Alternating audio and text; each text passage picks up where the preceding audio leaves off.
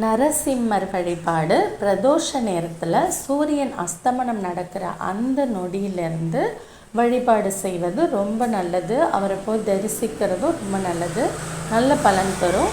சனி பிரதோஷம் சனிக்கிழமை பெருமாளுக்கு ரொம்ப நல்ல நாள், உகந்தது. மாலை 4:30 6 மணி வரைக்கும் உள்ள நேரத்தை பிரதோஷ நேரம்னு சொல்கிறோம்.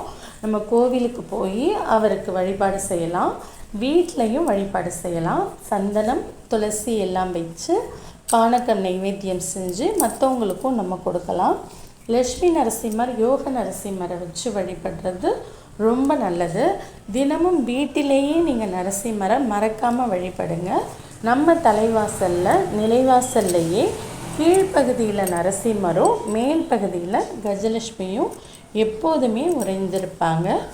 நாளை என்பது நரசிம்மருக்கு இல்லை, இன்றே இப்பொழுதே இக்கணமே இந்த நொடியே அவரை வழிபடுறது நமக்கு நல்ல பலன் தரும். நரசிம்மன் நமக்கு என்ன எல்லாம் செய்வார்னு நமக்கே தெரியும். நரசிம்மன் திருவடிகளே சரணம்.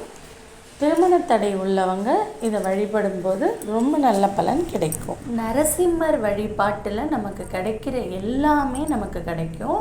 அது பிரதோஷ நேரங்கிறதுனால கூடுதல் பலன்கள், உடனடி பலன்கள் நம்ம அதிகமாக எதிர்பார்க்கலாம்.